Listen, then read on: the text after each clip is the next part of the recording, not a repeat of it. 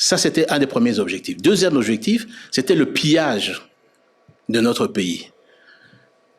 Un des ministres du gouvernement, que vous avez certainement reçu, a dit que dans les accords, 66 millions de dollars quittaient chaque mois la Banque centrale pour alimenter et être versés au Rwanda. 800 millions Non, 66 millions par mois. Fois 12, 800 millions de dollars par an. Multiplié par 18, ça vous fait près de 15 milliards de dollars. Depuis que les 18 ans. Joseph...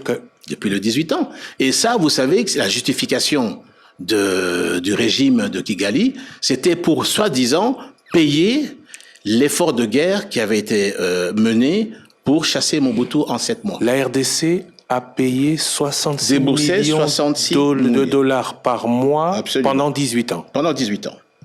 C'est ça qu'a coûté, je veux dire, à la République. Et ça veut dire, multiplié par 18, ça vous fait 15 milliards de dollars. Et quand Félix Tshisekedi arrive, qu'est-ce qui se passe?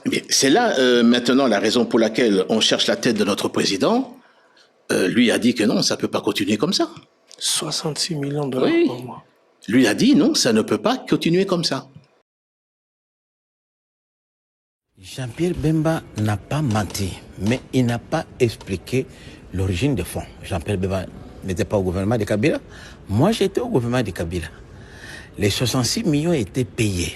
Mais comme on ne pouvait pas ponctuer sur les comptes du Trésor, c'est Yuma Albert, qui à l'époque était président du conseil d'administration de la GECAMINE, président du conseil d'administration de la Banque centrale et président de la FEC. C'est lui, au fait, qui gérait tous ces fonds-là qu'on ramassait chez les miniers. Vous savez très bien que les budgets tels que nous les présentions à l'époque ne reflétaient pas la réalité. Il y avait beaucoup de recettes qui échappaient au contrôle de l'État. Il y a des recettes qu'on percevait parallèlement. Je me rappelle même, Sami Badibanga est là, il était notre premier ministre. Je me rappelle quand on a été nommé, on n'avait pas assez de cash. On était ensemble au GLM. Le président Kabila, on était avec même John Numbi. Ils ont fait, et Néhémie Moulania, on a fait appel la nuit au président Yuma Albert pour amener 10 millions de dollars. C'était lui qui avait l'argent. Et c'est des cadres-là qu'on payait. Mais comment on payait? Quand l'argent était récolté, l'argent des miniers qu'on récupérait, puisque vous savez, il y avait beaucoup de contrats miniers qui n'étaient pas déclarés au CAMI, au gouvernement, c'est Yuma qui gérait ça. Alors, il fallait passer par une couverture. C'est comme ça que moi, je l'ai dit, puisque à l'époque, j'étais vice-ministre de l'énergie, et on utilisait Sénélac. En fait, Sénélac, c'est une entreprise qui fournit l'électricité dans la partie orientale, notamment à Bukavu, Goma et au Rwanda. Bukavu, Goma et Rwanda et Burundi. Alors Sénélac, toujours, le DG de Sénélac a toujours été rwandais. Alors c'est à travers lui qu'on déposait l'argent sous forme de paiement de notre contribution à la Sénélac.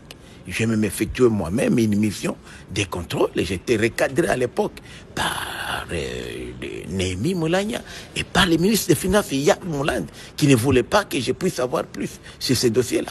C'est un dossier bien connu, puisque c'est comme ça qu'ils avaient mis, puisque dans la Sénélac, en fait, comme c'est tripartite, et les DG étaient rwandais, les directeurs techniques congolais et les directeurs financiers étaient burundais. Voilà comment les choses s'est passées.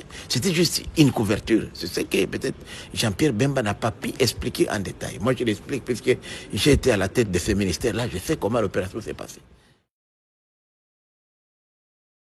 Tout le monde savait que quand on avait besoin de cash, on recourait à Albert Youm. Alors que le ministre des Finances était là, la Banque centrale était là. C'est lui qui avait des cash. Puis vous savez, dans le secteur minier, c'était les cash. Même aujourd'hui, je suis dans le secteur, je vous dis, vous voulez avoir aujourd'hui 100 millions de dollars, dans 24 heures, chez les miniers, vous les avez. Vous avez chez les Chinois, les Indiens, ils vous amènent des sacs de l'argent. Même jusqu'aujourd'hui, l'argent, il a des cash. Ce sont déjà quittés avec des cash. Donc, c'est quelque chose qui n'est pas...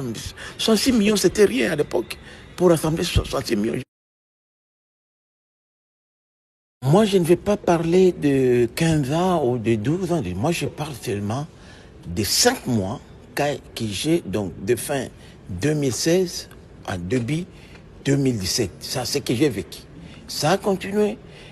C'était une opération avant. Ça, je ne sais pas. Moi, j'ai fait ce témoignage lorsque j'étais moi-même à la tête du ministère de l'Énergie. Mais les restes, je ne sais pas si ça a continué ou ça n'a pas. Moi, je parle de la période où j'étais là. Je ne sais pas si avant moi, la même opération, certainement avant moi, ça existait. Mais après moi, je ne sais pas si ça continue. Mais je présume que ça pourrait être une des causes des conflits.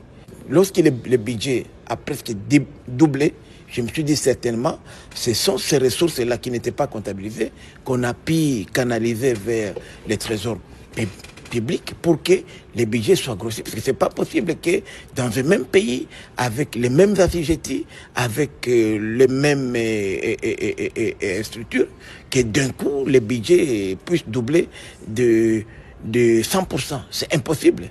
Lorsqu'on regarde quand même les paramètres macroéconomiques, c'est pour dire qu'il y avait des fonds qui n'étaient pas comptabilisés avant. J'ai des preuves puisque j'étais au gouvernement. C'était des opérations, je vous dis, j'étais au gouvernement, je savais comment ça s'est passé. J'étais des preuves. Vous savez, ce sont les opérations opaques qui se font jusqu'à aujourd'hui. Je vous rappelle que même quand on a mené les cash ne venaient pas de la Banque centrale. Qui ne sait pas ici, demandez à tout le monde. Vous allez même voir. On a cité ici, par exemple, Tina, Madame Tina, l'italienne. Je peux vous montrer aujourd'hui une entreprise où j'étais avec Madame Tina, Fortunata. Vous demandez-lui, Madame Tina, je peux vous apporter un peu. J'ai visité l'usine qu'elle dirigeait à Tesco, à Limité. Donc, ce sont des opérations qui ne demandaient pas de documents. Quand vous avez, les miniers viennent vous payer les cash, vous allez faire quel document? Je vous dis le cas, demandez à tous ceux qui ont travaillé avec nous si M. Yuma ne brassait pas les cash. Même pas le ministre des Finances, il y a Vemolande qui était à l'époque, même pas le gouverneur de la Banque centrale. Donc ce sont des réalités dans ce pays que les gens brassaient les argent. Donc si c'était que